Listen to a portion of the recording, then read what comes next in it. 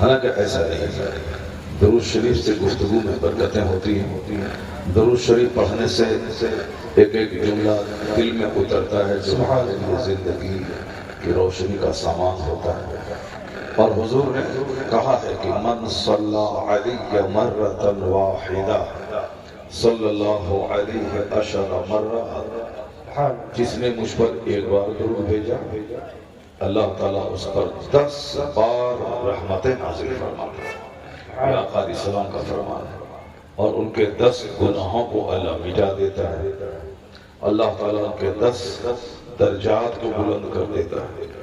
اور حدیث میں آیا ہے کہ جس نے 1000 بار درود بھیجا حرم اللہ جسدہ علی النار۔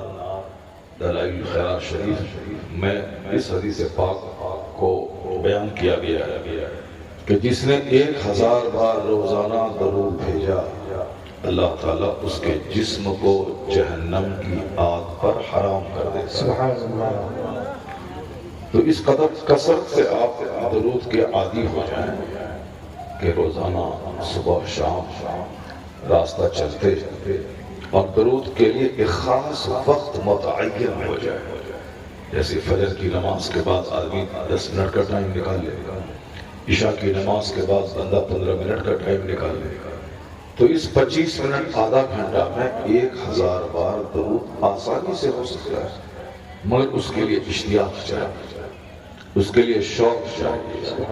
جب پیٹ کے لیے آدمی 12 گھنٹے دکان میں بیٹھ سکتا ہے، جب پیٹ کے لیے آدمی بازار سامان خریدنے کے لیے 2 گھنٹے کا ٹائم نکال سکتا ہے، جب بندہ کھیت کھلیان میں کھیتی دیکھنے کے لیے 1 گھنٹے کا ٹائم نکال سکتا ہے، جب بندہ اچھی تعلیم حاصل کرنے کے لیے 10 سے لے کے 12-15 گھنٹے تک اسٹڈی کے لیے وقت نکال سکتا ہے، جو اسٹڈی فزکس کیمسٹری بایولوجی کی صرف دنیا ہی میں کام آئے گی اگر بچے نے محنت کیا، ڈاکٹر بنا، انجینئر بنا، پروفیسر بنا، ماسٹر بنا، داروغہ بنا، تو 10-20 ہزار روپے یا 50,000 روپے مہینہ کمائے گا، دنیا ہی میں کھائے گا پیے گا اور مر جائے گا۔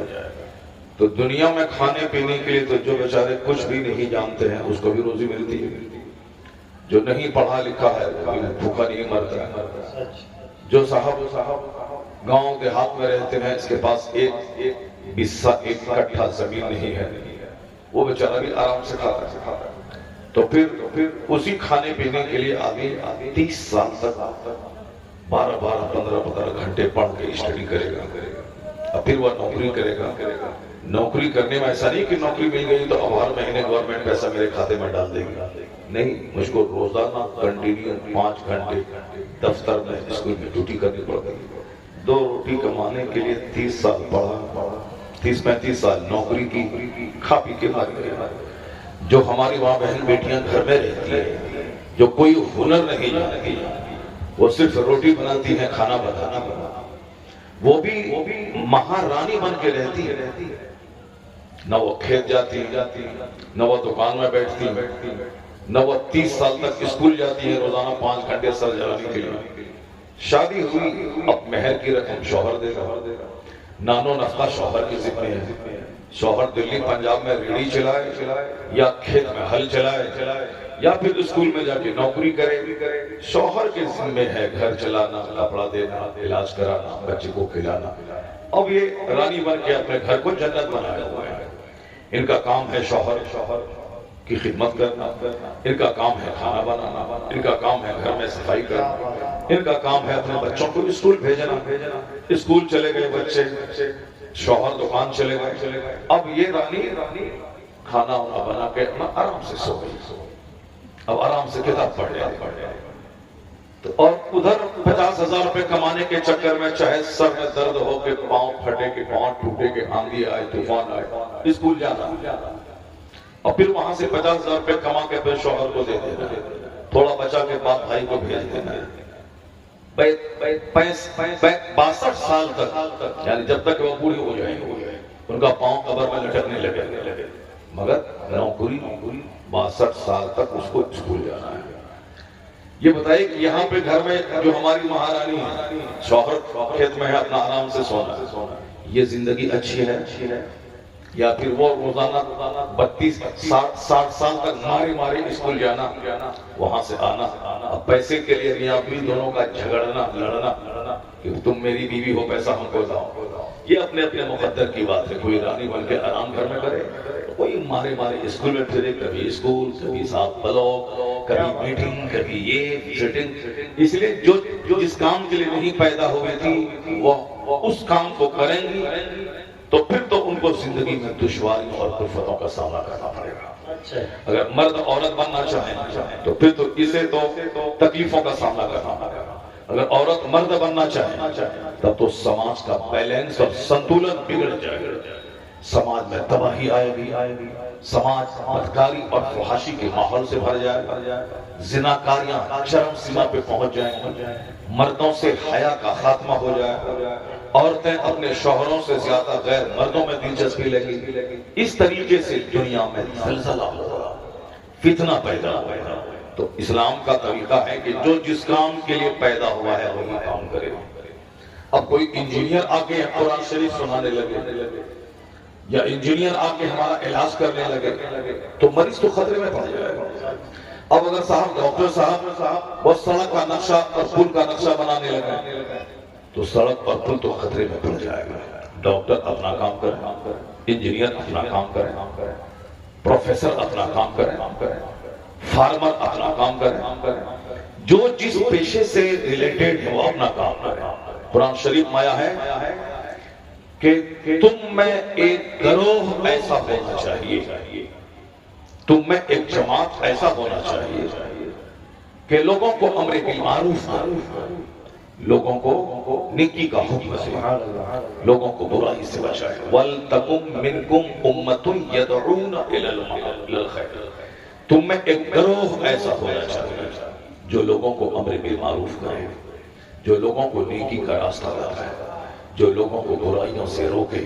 یہ گروہ عالموں کا گروہ ہے۔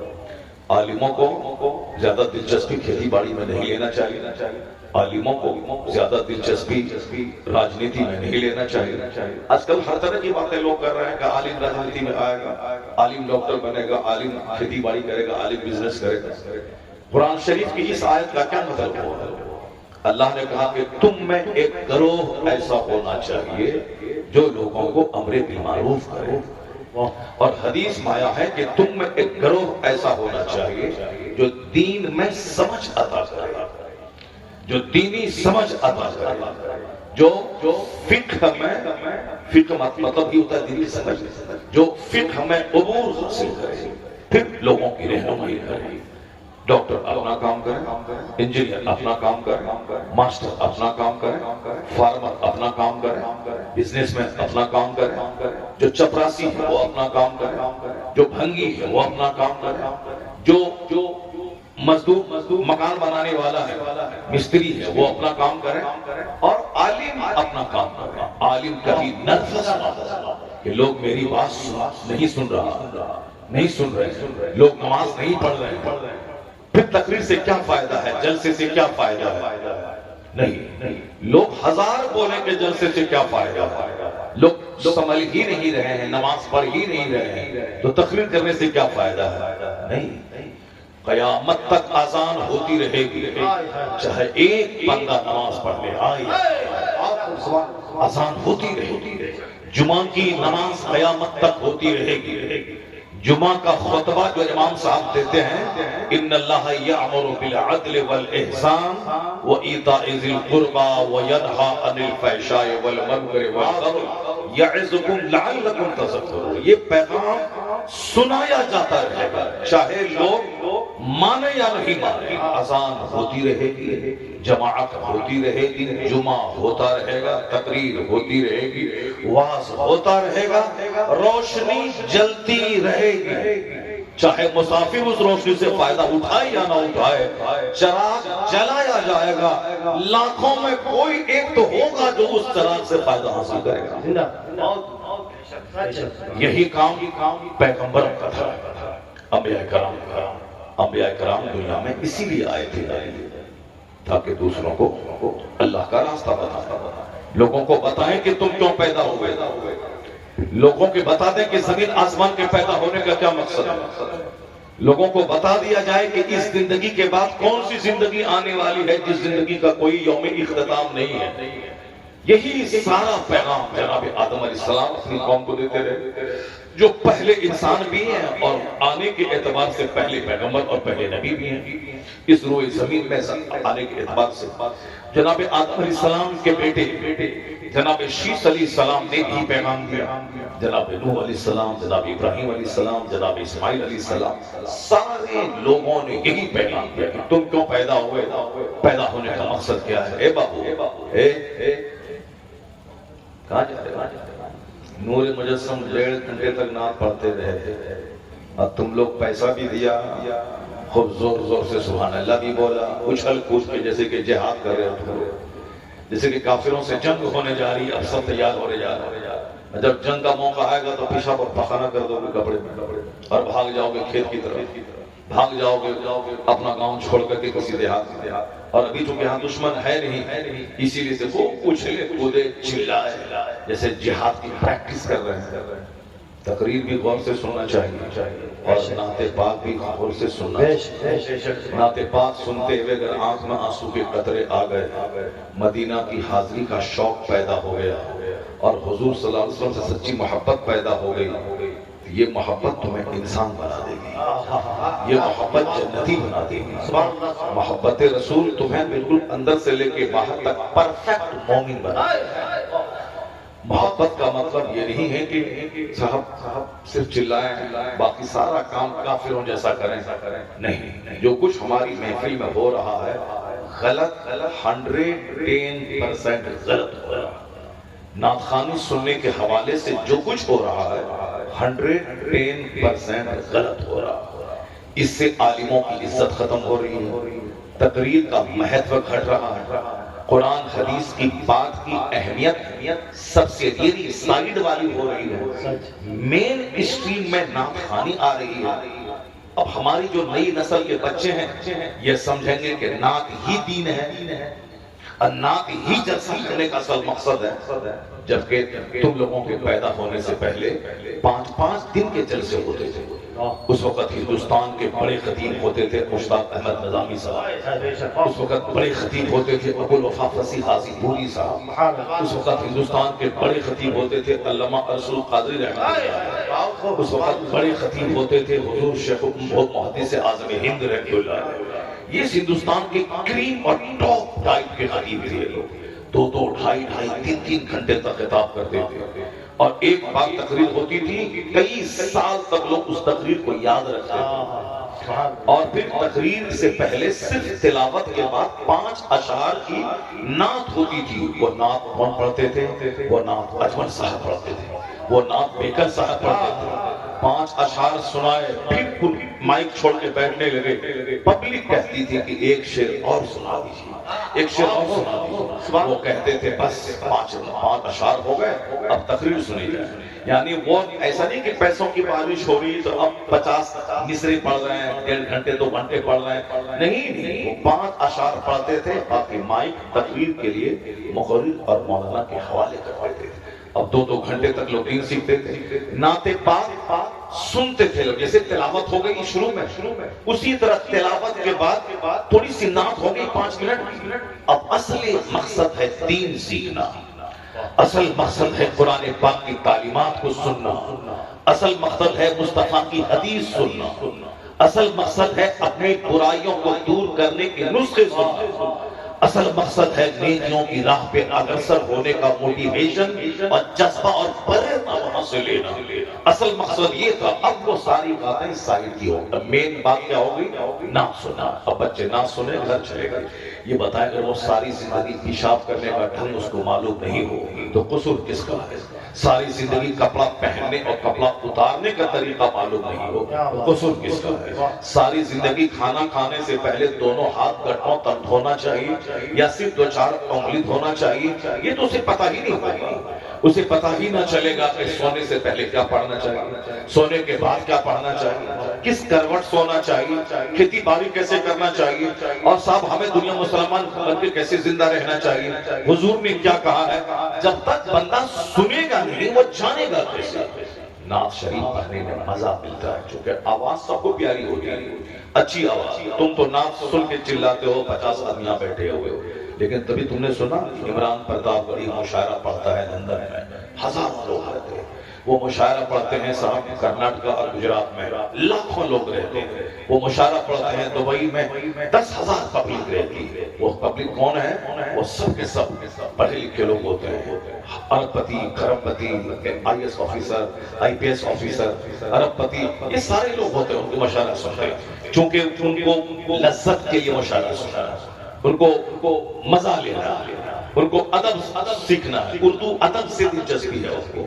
اب نعت پڑھنے والا یا کوئی غزل پڑھنے والا کوئی کافر بھی ہے، کوئی اس میں صاحب بالکل ٹائی پہن کے ماڈرن اپ ٹو ڈیٹ انسان بھی ہے، وہاں دین کے لیے وہ مشاعرہ نہیں ہوتا، آپ سے 50 گنا زیادہ وہاں پبلک رہتی ہے، مگر سارے لوگ ادب اردو ادب سے دلچسپی رہتی ہے، مزہ لینے کے لیے سنتے ہیں۔ تو ہم یہ جلسہ مزہ لینے کے لیے نہیں کر رہے ہیں، ہم یہ جلسہ ان مشاعروں کی طرح نہیں کرتے، ہم یہ جلسہ ان غزلیہ کبھی سمیلن کی طرح نہیں کرتے، یہ جلسہ خالص مذہبی پیغام پہنچانے کے لیے۔ یہ محفل اللہ کے ذکر کی محفل ہے، یہ محفل فرشتوں کے چاروں طرف سے گھیر لینے کی محفل ہے، چند گھنٹے فرشتوں کے ساتھ گزارنے کی محفل ہے، یہ محفل اپنے مذہب کو سیکھنے کی محفل ہے، اللہ کے کلام کو سننے کی محفل ہے۔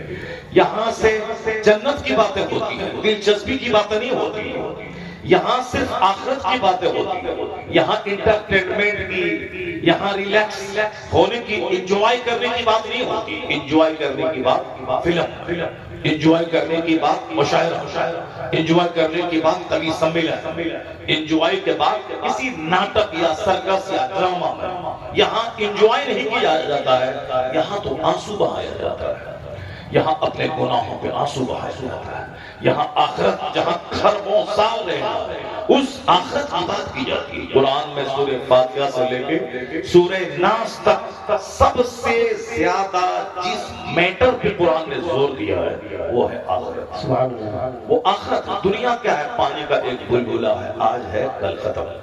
کتنے لوگ چلیں گے؟ ہمارے پیر صاحب بیٹھے ہوئے، نوجوان سید صاحب پیر صاحب بیٹھے ہوئے، اور پھر معلوم ہے آپ کو ان کے والد گرامی کتنے بڑے زبردست عالم، کتنے بڑے زبردست شیخ، اور ایک ہوا شریف کی ایک بڑی خانقاہ لوگ نہیں جانتے تھے، ہم لوگ بھی نہیں جانتے تھے، لیکن جب ان کے والد صاحب کے جنازے میں لاکھوں لوگوں کی شرکت کی خبر ہوئی، سارا ہندوستان جانا، جنگل میں بھی منگل ہو رہا ہے، سارے ہندوستان جان گیا کہ لوگ بمبئی میں خانقاہ قائم کر کے ارب پتی سیٹھوں کے بیچ کام کرتے ہیں، اور کوئی غازی پور کے دیہات اور جنگل میں مسجد کے کام کر رہے ہیں۔ حضرت کے جو بمبئی اور گجرات میں کام کر رہے ہیں وہ الگ چیز ہے، مگر دیہات میں جو کام کر رہے ہیں، جو گاؤں گاؤں گھوم کے محفل ملاد کر کے 5 جاہلوں کے بیچ رہ کر کے جو مسلک کی دین کی بات بتائیں، اور جس کی محنتوں کا انعام یہ ملا کہ لاکھوں لوگ کے جنازے میں حاضر ہو گئے،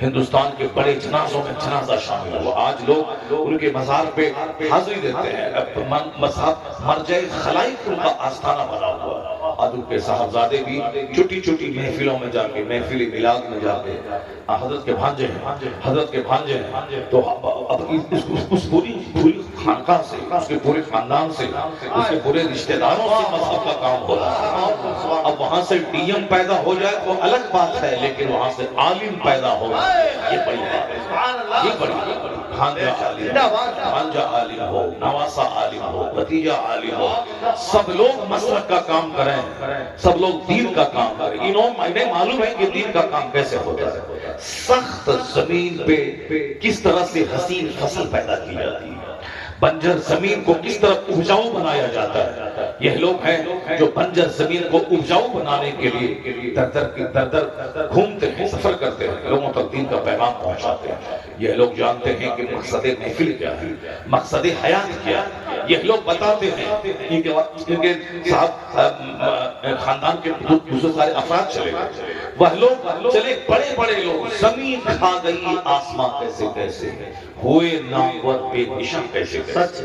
ایک آدمی، ہم تو مذہبی بات کرنے والے آدمی ہیں، ہم لوگ مذہبی آدمی ہیں، مذہب کی بات کرتے ہیں، اسی لیے ہم لوگ کہتے ہیں کہ جو ہمارے بچے یہ کہتے ہیں نہیں بھائی کماؤ کھاؤ موج مستی کرو، دنیا چند دن کی ہے، دوسرا آدمی ڈرے، دوسرا آدمی کانپے، سہمے میں کھڑا ہو جاؤں بازار میں 1000 آدمی سب کھڑے ہو جاؤں، وہاں صاحب میرے باس آئے ہیں، میرے باس آئے ہیں، میرے باس آئے ہیں، میرے باس۔ میں 4-5 باس کو جانتا ہوں۔ ایک موٹر سائیکل لے کے آج سے 40 سال پہلے جب وہ کسی بازار میں آتا تھا تو سارا شہر ٹھہرانے لگا، جس ہوٹل میں وہ بیٹھ جاتا تھا چاہے اس کے 50 چیلے چپیٹے کھائیں، ہمت نہیں ہوتی تھی دکاندار کی کہ کہیں کہ سر 1000 روپے چائے اور ناشتے کا بل ہوا ہے، نہیں، آیا کھایا پیا اپنا گیا۔ دکان والے کی نانی مرے کہ ان سے کہے کہ پیسہ دیجیے، یعنی ایک تھمک صاحب، ایک ڈر تھا، ایک دہشت تھی، ایک خوف تھا۔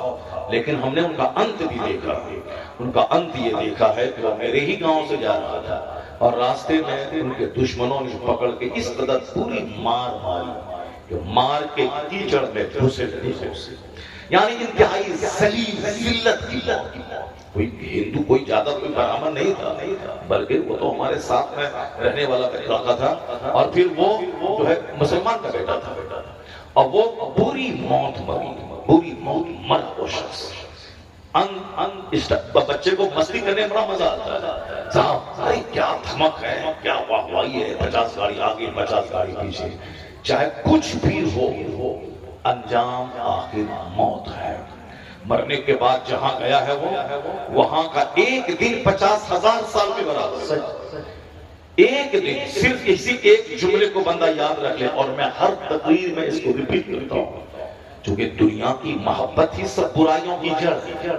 ایک آدمی زنا کرتا ہے، شراب پیتا ہے، سود کھاتا ہے، ڈکیتی کرتا ہے، دوسروں کی زمین ہڑپتا ہے، خوبصورت لڑکیوں کو گھر سے اٹھا لیتا ہے، آخر کیا ہے یہ دنیا کی محبت؟ تو صاحب 30 سال محنت سے پڑھتا ہے، نوکری کرتا ہے، نماز چھوڑ دیا، مسجد ویران ہو گئی، سب کچھ ہے مگر وہ محنت کرتا ہے، کماتا کھاتا ہے۔ اسی دنیا کی محبت نے فراموش کر دیا اس کو کہ مرنے کے بعد ہی کوئی دنیا ہے۔ کتنے دن تک ڈکیتی کرو گے؟ 70-80 سال، اس کے بعد تو مرنا ہی ہے، چاہے کوئی دوسرا مار دے یا اپنی موت سے مرو، 70-80 سال میں تو مرنا ہی ہے۔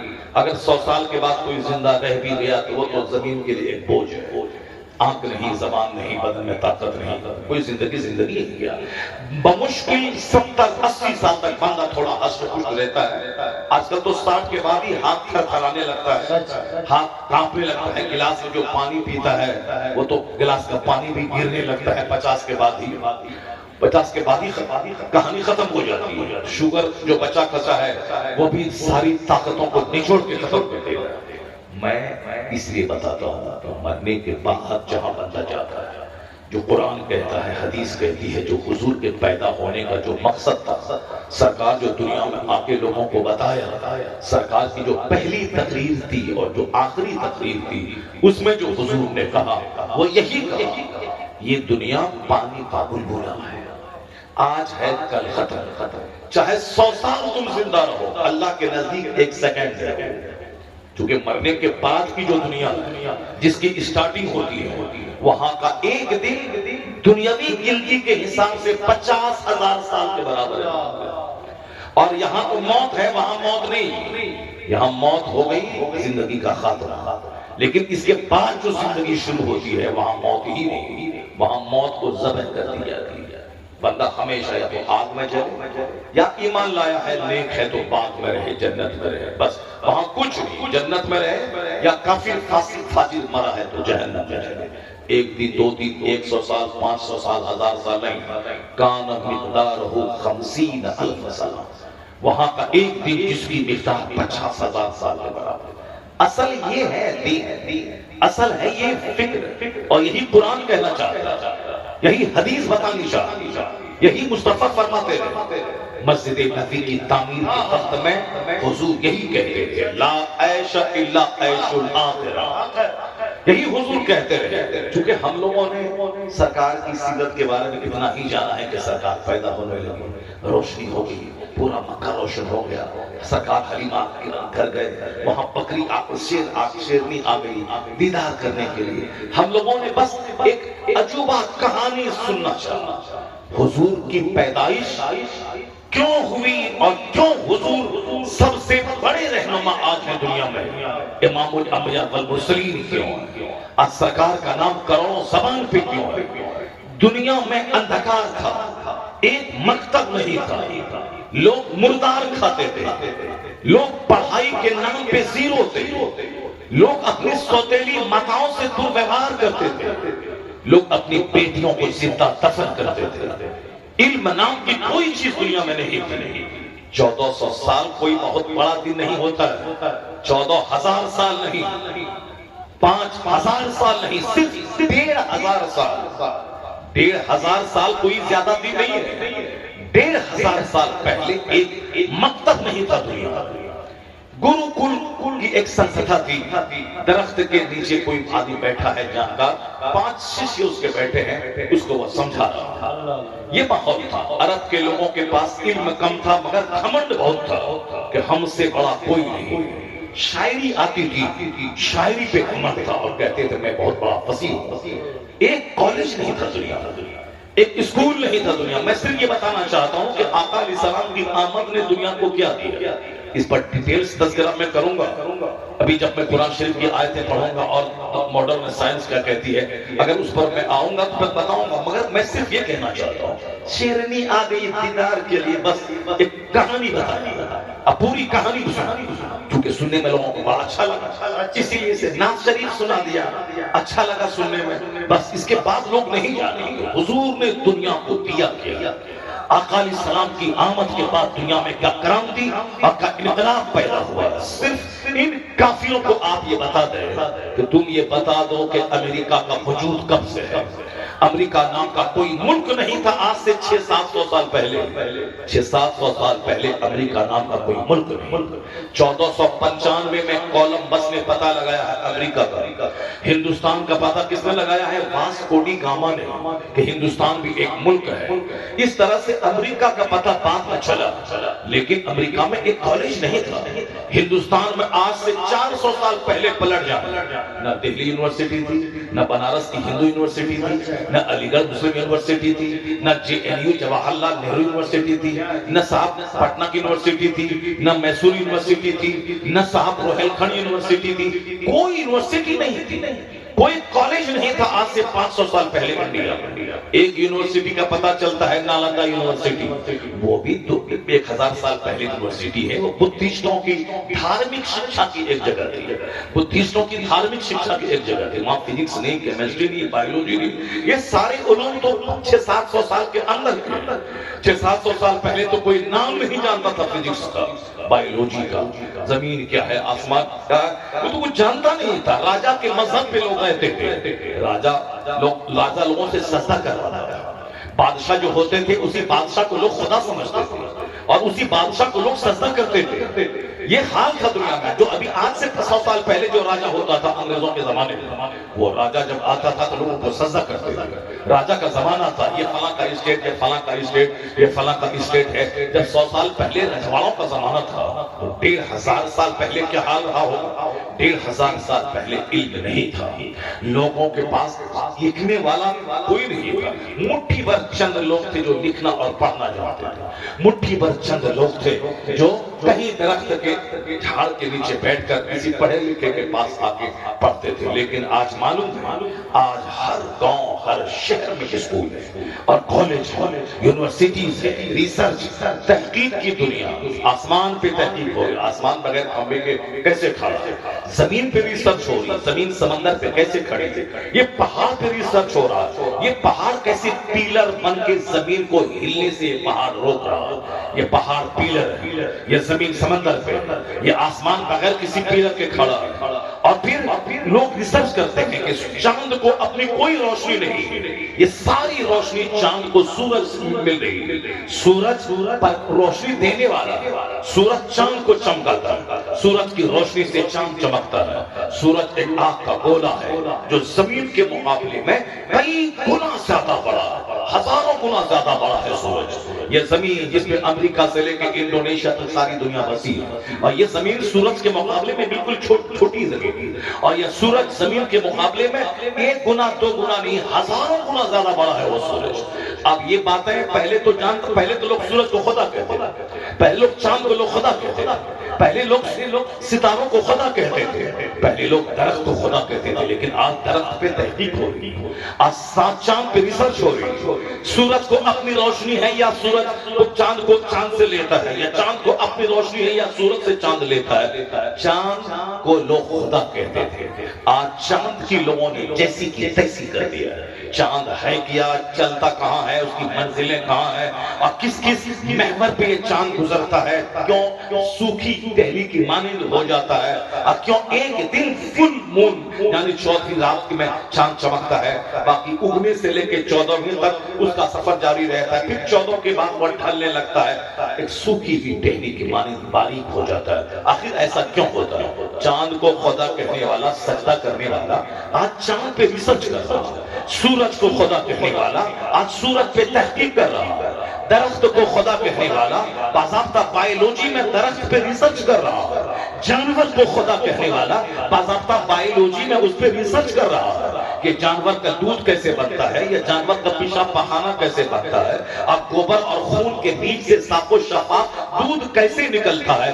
جانور کے سامنے سر ٹیکنے والا آج وہ جانور کی جیسی کی تیسی کر دیا، اس جانور کی ہڈی، اس جانور کا چمڑا، اس جانور کے بال، اس جانور کے سینگ، اس جانور کے تیل، اس جانور کی اجڑی، اس جانور کی دودھ کا دودھ، اس کا پیشاب، اس کا پخانہ، یعنی سب پہ ریسرچ شروع کر دیا، جو اس کو خدا کہتا تھا، جو اس کے سامنے سجدہ کرتا تھا۔ لیکن آج وہ موضوع عبادت نہیں، موضوع تحقیق بن گیا ہے وہ جانور۔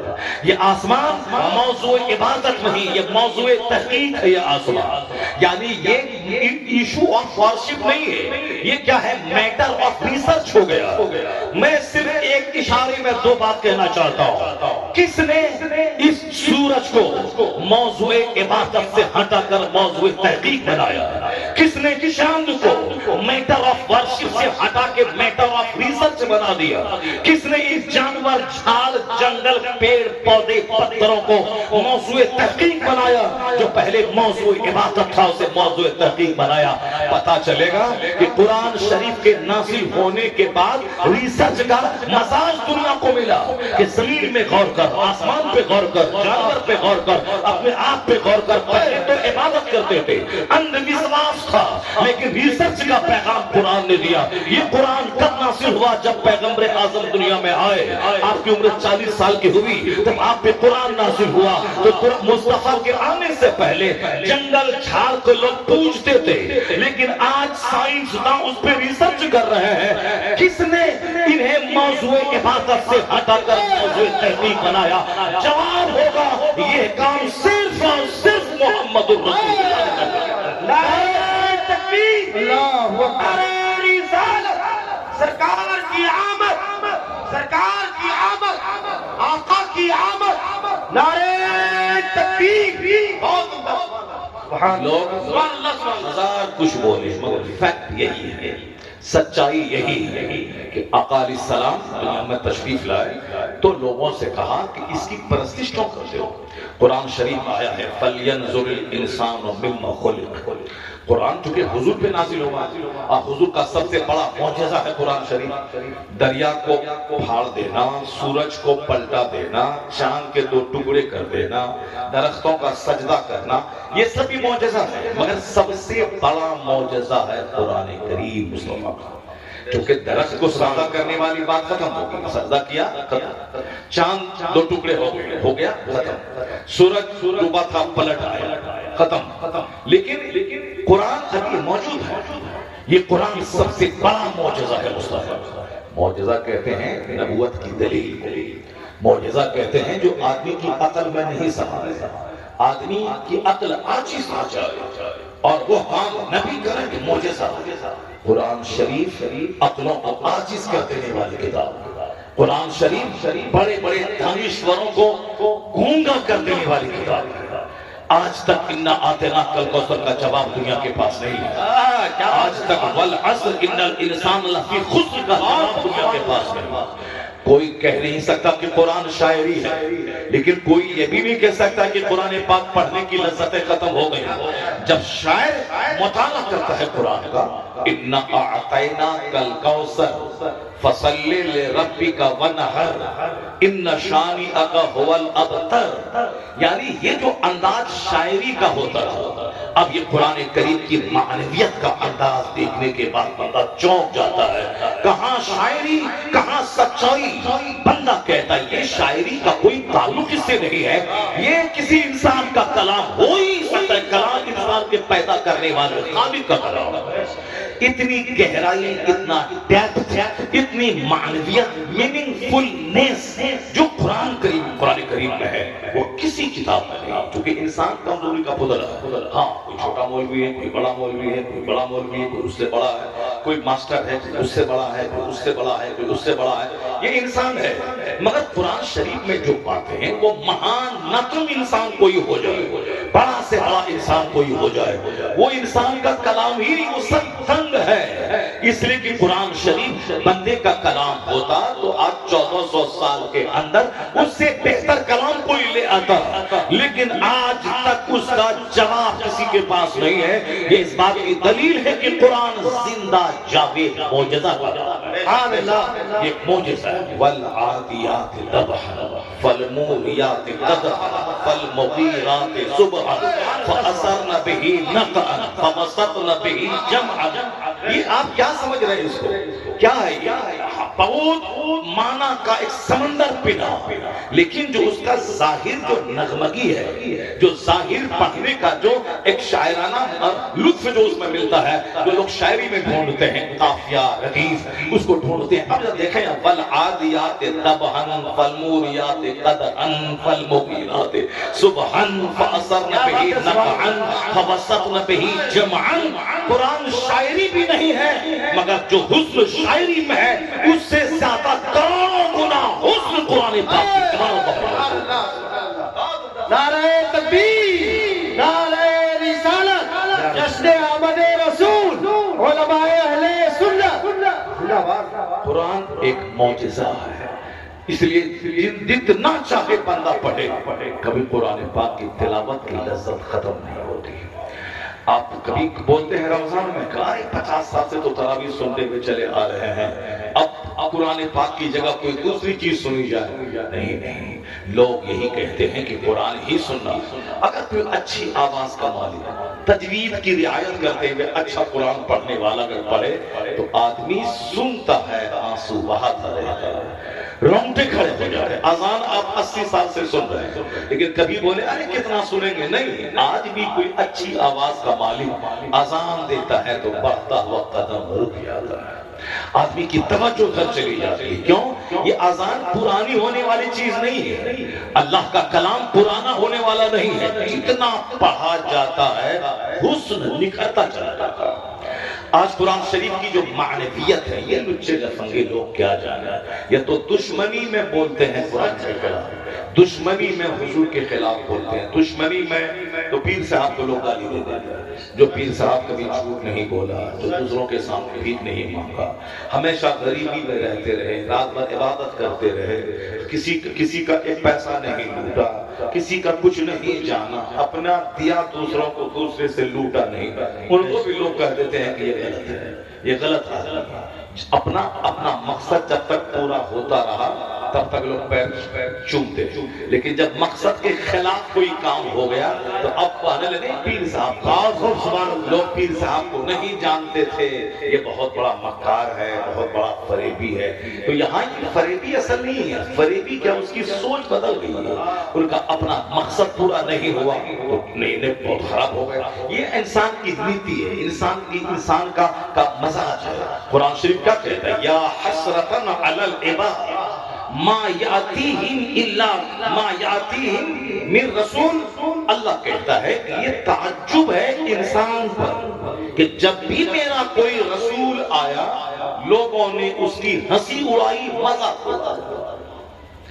یا حسرتن علی العباد، یہ سورہ یاسین شریف میں آیا، یا حسرتن علی العباد، اس کا معنی کیا ہے؟ کون کہتا ہے؟ اللہ کہتا ہے افسوس ہے بندوں پہ، افسوس ہے بندوں پہ کہ ما یاتیہم من رسول الا کانوا بہ یستہزئون، جب بھی ہم نے کوئی رسول بھیجا لوگوں کو جنت کا راستہ دکھانے، لوگوں کو برائی سے بچانے، لوگوں کو نیک بنانے، لوگوں کو پیدا ہونے کا مقصد سکھانے، جنت کی بات بتانے، یہ نبی تقریر کے بدلے میں کبھی نذرانہ لوگوں سے نہیں لیتے۔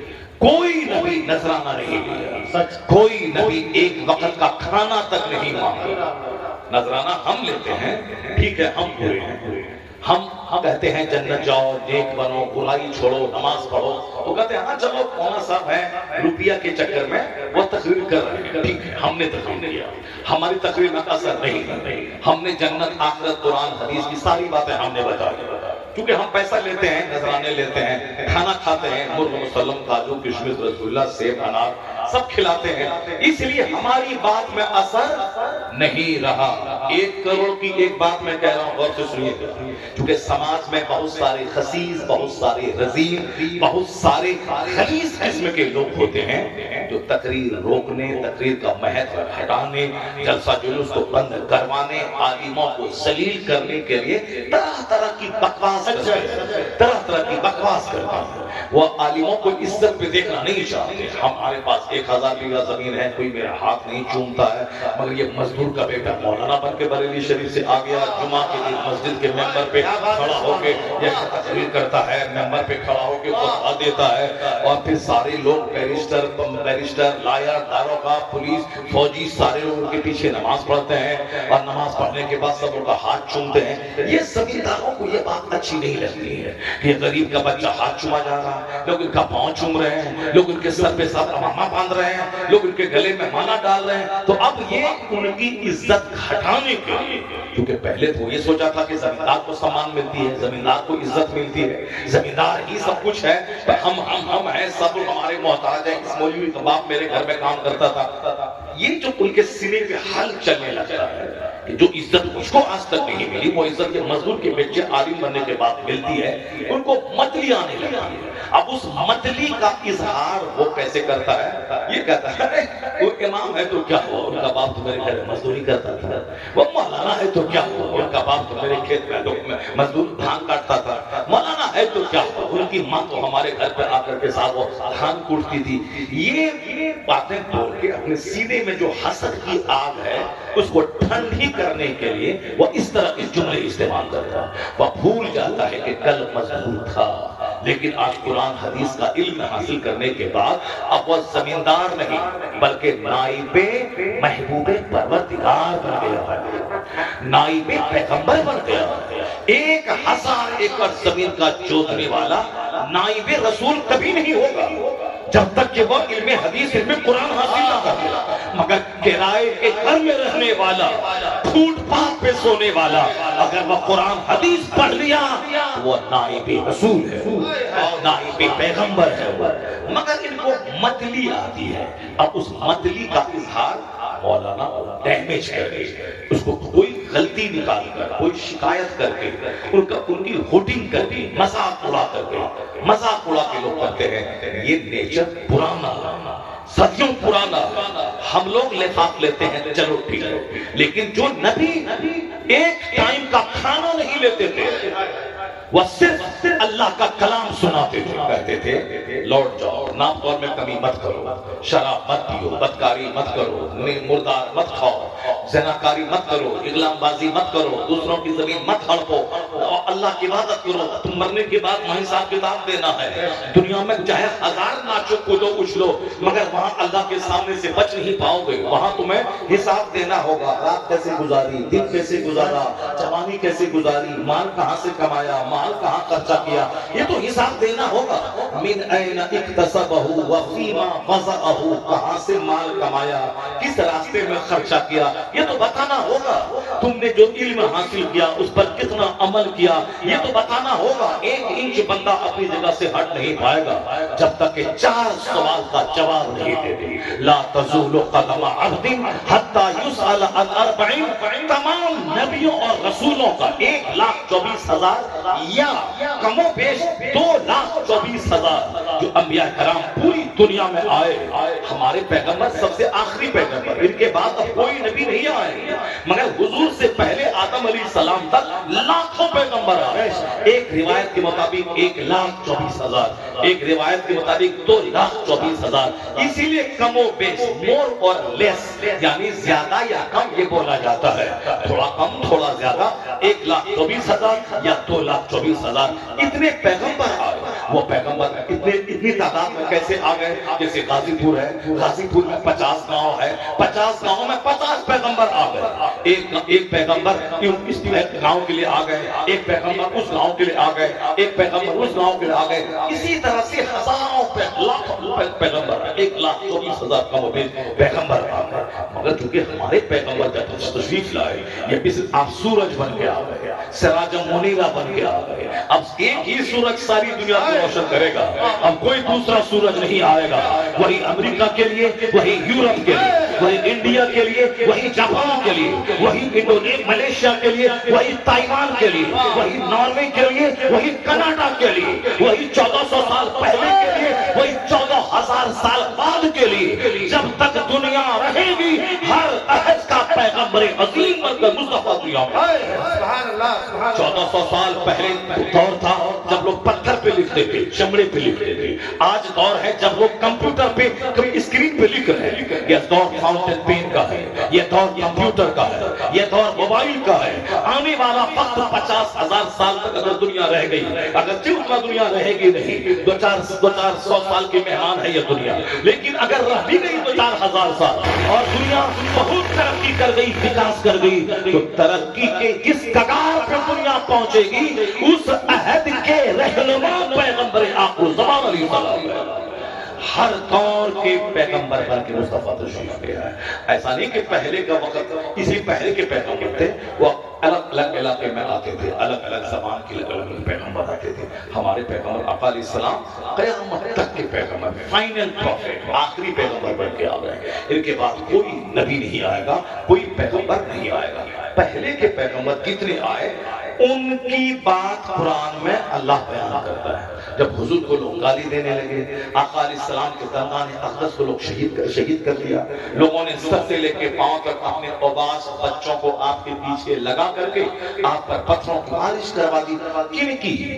جو اس روئے زمین کا سب سے نفیس پیغمبر، نفیس ترین انسان، جس کی آنکھ میں کوئی گناہ کا داغ نہیں، جس کی زبان میں کوئی گناہ کا داغ نہیں، جن کا ہاتھ کبھی ظلم کے لیے نہیں اٹھا، جن کا پاؤں کبھی غلط راستے کی طرف نہیں اٹھا، جو لوگوں سے ایک ٹکا نہیں مانگتے تھے، 2 مہینے جن کے چولہے میں آگ نہیں سلگتی تھی، جو کھردرا سا کمبل پہنتے تھے، اور پھر سخاوت ایسی لاجواب، جو بھی مال آتا سب مال غریبوں مسکینوں میں خیرات کر دیتے تھے۔ خیرات اس طرح کرتے جیسے برسات کے زمانے میں شدید آندھی چلتی ہے، اسی طرح آقا علیہ السلام ماہ رمضان میں اس تیز بارش لانے والی آندھی سے زیادہ مصطفیٰ سخی ہو جاتے تھے۔ سخی لاجواب، مہمان نواز لاجواب، رحم و کرم کرنے والے لاجواب، اس جیسے انسان پہ لوگوں نے پتھروں کی بارش کر دی، لوگوں نے زخمی لہو لہان کر دیا۔ جب سرکار مایوس ہوئے تب اللہ رب العزت کہتا ہے افسوس ہے بندوں پر کہ جب بھی میرا کوئی رسول اس کو آتا ہے جنت کا راستہ دکھانے، یہ ان کا مذاق اڑاتا ہے، یہ ان کی ہنسی اڑاتا ہے۔ پیغمبروں نے ایک ٹائم کا کھانا نہیں مانے، مگر لوگوں نے بدلے میں سلوک کیا ان کے گھروں میں آگ لگا، ان کو قتل کر دیا۔ جناب زکریا علیہ السلام پہ لوگوں نے آرا چلا، جناب یحییٰ علیہ السلام کو لوگوں نے ذبح کر دیا، حضرت نوح علیہ السلام کو لوگوں نے گالیاں دی، 950 سال تک آپ نے اسلام کی تبلیغ کی۔ دوسرے پیغمبروں کے ساتھ لوگوں نے یہ سلوک کیا، جناب لوط علیہ السلام کے گھر کو ان شریروں نے گھیر لیا، جناب سیس علیہ السلام، ادریس علیہ السلام، جناب موسیٰ علیہ السلام، عیسیٰ علیہ السلام، سب پیغمبروں کے ساتھ لوگوں نے سلوک کیا۔ تو وہ لوگ تو کھانا بھی نہیں مانگتے تھے، وہ لوگ تو ایک ٹکا نذرانہ نہیں نہیں لیتے تھے، پھر لوگوں نے گالی کیوں دیا، پھر لوگوں نے گھر میں آگ کیوں لگا دی؟ آج تو ہمارے گھر میں کوئی آگ نہیں لگاتا، آج تو ہم بے نمازی کی مذمت کرتے ہیں تو کوئی ہم کو گالی نہیں دیتا، ہمارے گھر میں آگ نہیں لگاتا، ہاں پیغمبروں کے گھر میں آگ لگا دی، پیغمبروں کو اپنے شہر سے نکال دیا۔ جناب ابراہیم علیہ السلام جیسے جلیل القدر پیغمبر، میرے پیغمبر آخر الزمان کے بعد جو پیغمبر کا بعد مرتبہ بڑا ہے وہ جناب ابراہیم علیہ السلام۔ 5 اولو العزم رسول میں ایک نام جناب ابراہیم کا آتا ہے، اور وہ پھر جناب موسیٰ علیہ السلام کا، عیسیٰ علیہ السلام کا، نوح علیہ السلام کا۔ یہ ہم جلیل القدر پیغمبر ہیں، اولو العزم، صاحب عظمت رسول۔ ان کو لوگوں نے عراق سے نکال دیا۔ حضرت ابراہیم علیہ السلام پیدا ہوئے تھے کہاں؟ عراق۔ عراق سے لوگوں نے نکال دیا۔ جب نکالا تو آپ کہاں چلے گئے؟ آپ چلے گئے فلسطین۔ آپ نے فلسطین کو اپنا وطن بنایا۔ آپ پیدا ہوئے تھے عراق میں۔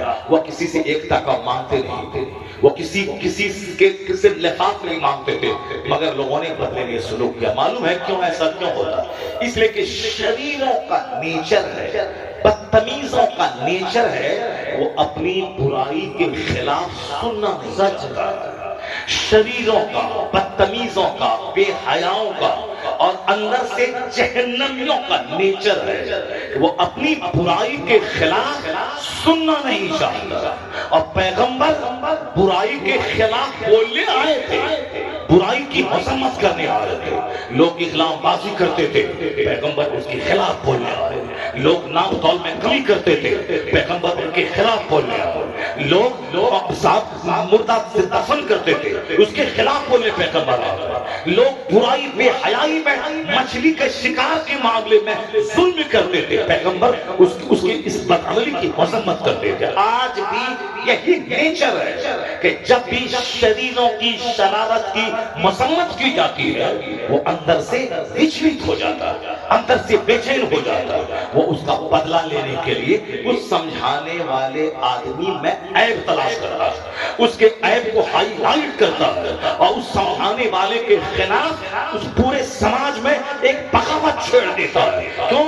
اس لیے کہ وہ چاہتا ہے کوئی عالم ایسا نہ رہے مسجد میں جو ہماری شراب کی مذمت کرے، ہماری بدعملی کی مذمت کرے، وہ ہمارے نام خود کی کمی کی مذمت کرے، ہمارے داڑھی مونڈنے والی بدعملی کی مذمت کرے، وہ ہمارے بال بچوں کے جینس ٹی شرٹ پہننے اور پھٹے ہوئے پینٹ پہننے کی مذمت کرے، ہماری ماں بہن بیٹی کی بے پردگی کی مذمت کرے، زناکاری کی مذمت کرے، اور ساتھ بوڑھے بوڑھے آدمی جو نمازی نہیں بنے ان بوڑھوں کی مذمت کرے۔ یہ کوئی سننا نہیں چاہتا، اس لیے امام مسجد میں اس کو لاؤ جو ہماری بھلائی کی باتیں کرے، جو ہمیں خوش کرنے کی باتیں کرے۔ چاہے میں شراب پیوں وہ نہ بولے، میں زنا کروں وہ نہ بولے، میری ماں بہن 4 بچے کی ماں وہ پڑوس کے مردوں سے زنا کرے وہ نہیں بولے، میرا بچگان دوسروں سے غلام بازی کرے وہ نہیں بولے، وہ خوش کرنے والی باتیں بولے۔ زنا کرو جنت تو پکی ہے، شراب پیتے ہو جنت پکی ہے، ایک دن جلوس نکالو جنت پکی ہے۔ بدتمیزوں روزی روٹی حاصل کرنے کے لیے ٹیلی دکان جانا ہے، اور جنت جانے کے لیے ایک دن کا جلوس کافی ہے، ایک دن کا بتاشا کافی ہے، ایک دن کی شیرینی کافی ہے، اور صاحب اپنے من سے جیتے رہیں، اور جنت میں کھربوں سال رہنا ہے۔ ایک دن کا بتاشے پہ فاتحہ دلا کے جنت پکی ہو جائے گی۔ ایک دن دکان جاؤ، 29 دن مت جاؤ، اللہ روزی دینے والا ہے دے دے گا۔ ایک دن جاؤ، 29 دن مت جاؤ، اللہ دینے والا ہے دے دے گا۔ مگر یہاں یہ بڑے چالاک بنتے ہیں، کیا کہتے ہیں؟ نہیں اللہ روزی دینے والا ہے مگر دکان تو مجھ کو جانا ہوگا، اگر دکان نہیں کھولیں گے تو بال بچہ بھوکا مر جائے گا، اگر گراہک ہمارا دوسری دکان میں چلا جائے گا، اس سے آندھی آئے طوفان دکان تو کھولنا پڑے گا۔ تو دینے والا روزی اللہ ہے مگر دکان کھولنا ہوگا، کھیتی کرنی ہوگی، روپا کرنا ہوگا، گیہوں لگانا ہوگا، ہمیں پڑھنا ہوگا، کمپٹیشن لڑنا ہوگا، نوکری کے لیے مارے چکر لگانا ہوگا، کبھی لکھنؤ کبھی وارانسی کبھی پٹنہ، تاکہ میرا بیٹا سپاہی بن جائے، میرا بیٹا داروغہ بن جائے، پیروی کرائیں، 4-5-10 لاکھ روپے لے دے دیں، یا پھر نہیں تو کمپٹیشن فیس کریں، ڈی ایم بنے، ایس پی بنے، تاکہ ایم پی کے 2 روٹی کمانے کے لیے ملازمت کریں، 1 لاکھ کا مہینہ کمائیں 2 روٹی کھائیں۔ تو اللہ روزی دینے والا ہے، مارے کیوں پھرتا ہے؟ اللہ روزی دینے والا ہے، کھیت کھلیان کیوں دوڑتا ہے؟ اللہ روزی دینے والا ہے، روزہ کھانا دکان میں کیوں بیٹھتا ہے؟ جب یہ معلوم ہے کہ روزی دینے والا اللہ ہے، مگر ہم کو محنت کرنی ہوگی، ہم کو تدبیر کرنی ہوگی، ہم کو دکان کھیت جانا ہوگا۔ وہی بات یہاں بھی جان لے کہ اللہ معاف کرنے والا ہے، اللہ جنت دینے والا ہے، مگر جس طرح ہمیں روزی کے لیے دکان جانا ہوگا، اسی طرح جنت کے لیے ہمیں مسجد جانا ہوگا، ہمیں روزہ رکھنا ہوگا، ہمیں حج و زکات ادا کرنا ہوگا۔ جس طرح دکان گئے روزی نہیں ملتی، اسی طرح مسجد گئے بغیر خدا کی جنت نہیں ملتی ہے۔ نعرہ تکبیر، نعرہ رسالت، جشن احمد رسول، علماء اہل سنت زندہ باد، زندہ باد۔ یا حسرتن علی العباد، افسوس ہے بندوں پہ، یہ اللہ افسوس کر رہا ہے۔ کون؟ جو اللہ ایک سیکنڈ میں سارے انسانوں کو زمین میں دھنسا سکتا ہے، سارے انسانوں کو زلزلہ بھیج کر کے گھر آبادی سمیت زمین میں دھنسا سکتا ہے، کیونکہ اللہ تعالیٰ دنیا پیدا کیا ہے۔ اللہ نہیں چاہتا کہ تم جلدی سے دھنس کے مر جاؤ، اللہ نہیں چاہتا کہ آسمان سے بجلی گرے اور سارا گاؤں جل کے راکھ ہو جائے، اسی لیے اللہ نہیں پیدا کیا ہے۔ اللہ یہ چاہتا ہے کہ تم اس دنیا میں اللہ کے محبوب کی بات مان کے یہاں بھی عزت سے رہو اور مرنے کے بعد جنت چلے جاؤ۔ اللہ یہ چاہتا ہے، اللہ بجلی گرانا نہیں چاہتا، اللہ ہماری روزی کو روک کر کے ہمیں تڑپا تڑپا کے مارنا نہیں چاہتا۔ اللہ صرف ہوا کو روک دے، 1 گھنٹہ آکسیجن رک جائے، دنیا کے 1000 کروڑ لوگ تڑپ تڑپ کے بن پانی کے مچھلی کی طرف مر جائیں گے۔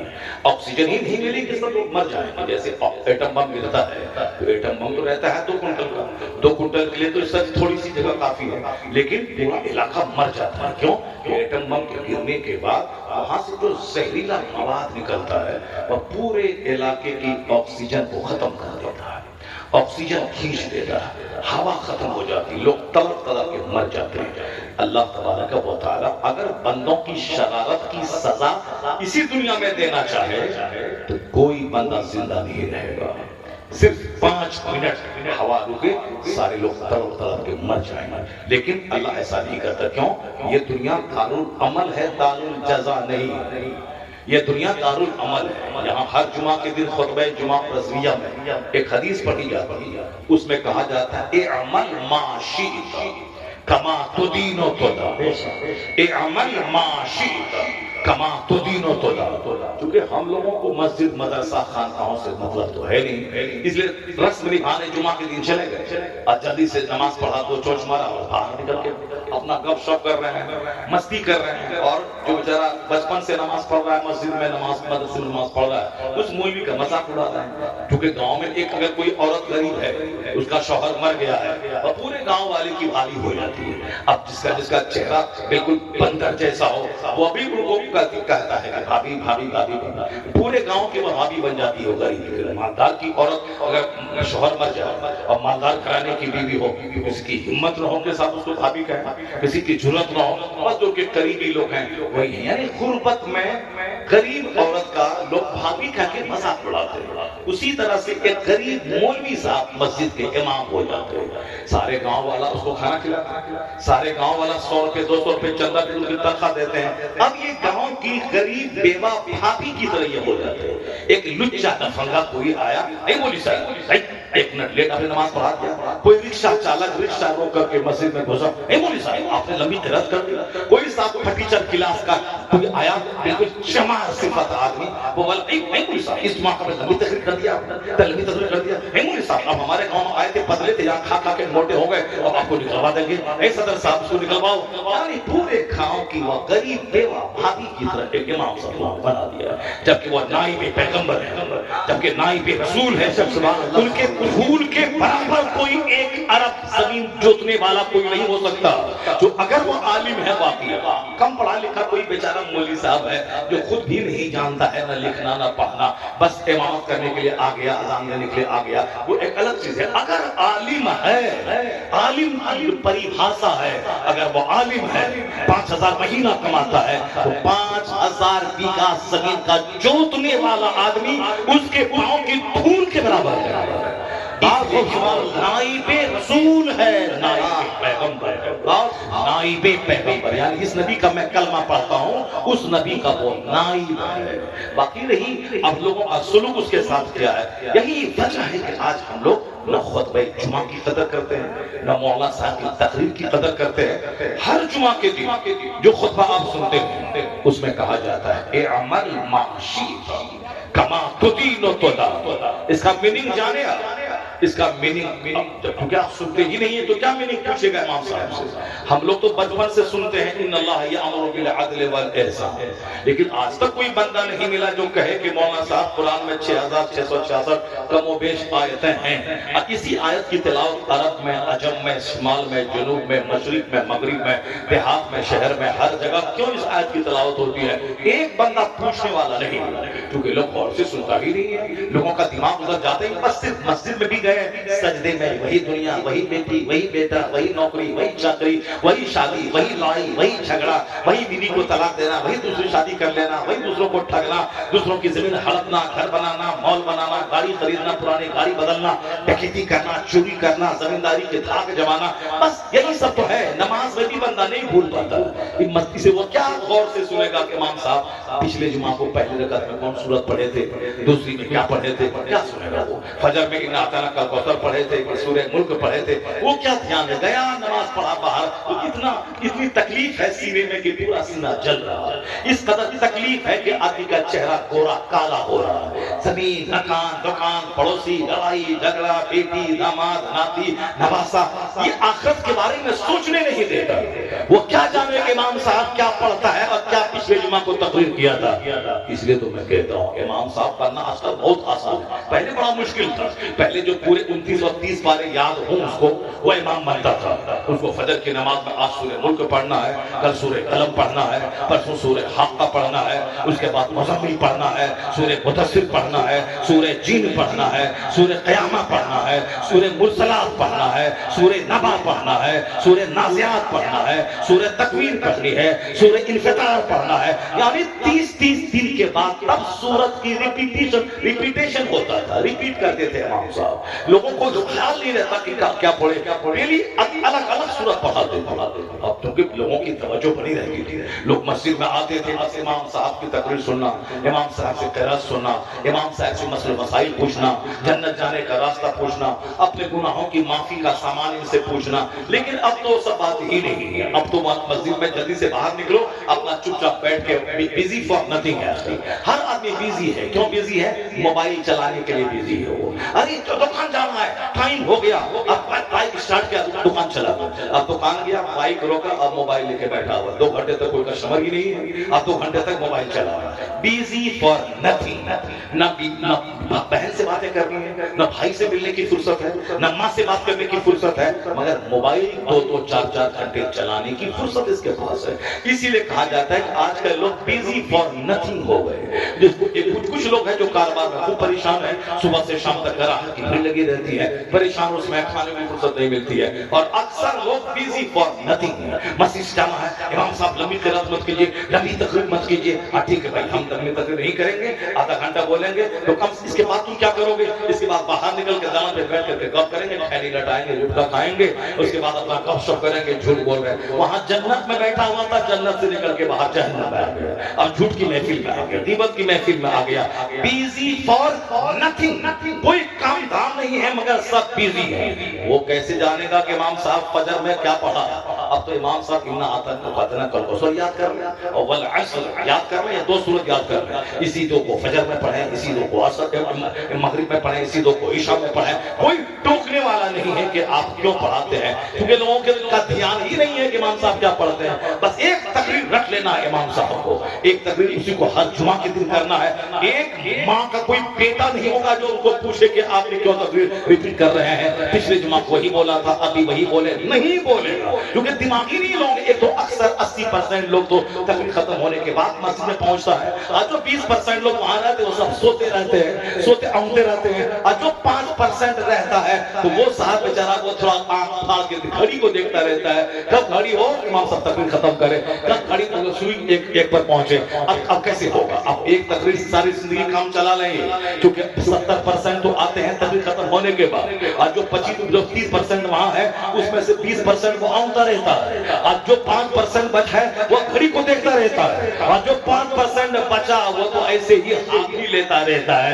इमाम साहब वो तज़किर व तानीस की गलती करे या कुछ भी करे, कोई टोकने वाला नहीं है। जब मुख्तदी एक्टिव रहते हैं, अलर्ट रहते हैं, तिलावत पे नजर है, सूरत पे नजर है, तकरीर पे नजर है, तब मौलाना साहब हफ्ते में 7 दिन के अंदर वो 7 हदीस याद करते हैं, और जुमा के दिन वो हदीस मुस्तफा लोगों को सुना देते हैं। इस तरीके से पूरे साल के 59 जुमा तक आदमी को अलग अलग हदीसें रोजाना सुनने को मिलती है, क्योंकि मुख्तदी एक्टिव है तो इमाम एक्टिव बन जाता है।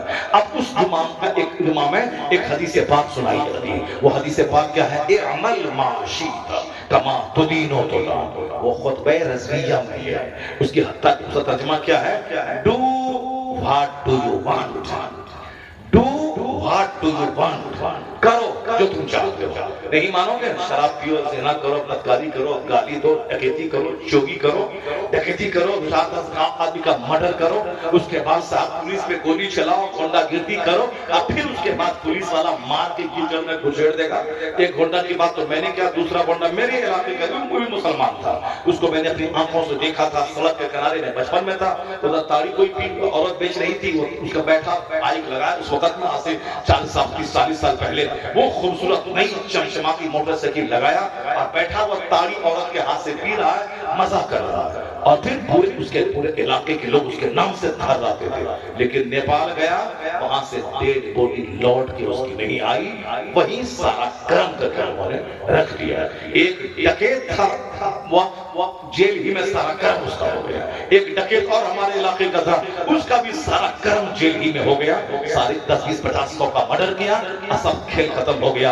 इसलिए ए मेरे भाई, जो मेरा बेटा ये बोलता है कि गुंडागिर्दी करो तब लोग इज्जत देगा, कम चलाओ तब लोग इज्जत देगा, तब गोली चलाओ तब लोग इज्जत देगा, गुंडों का हश्र तो तुमने देख लिया। कोई जेल में मर रहा है, कोई इनकाउंटर में मर रहा है, किसी को गांव समाज का एक अलग डकैत था, आज से 40 साल पहले वो एक मुसहर की बस्ती में गया।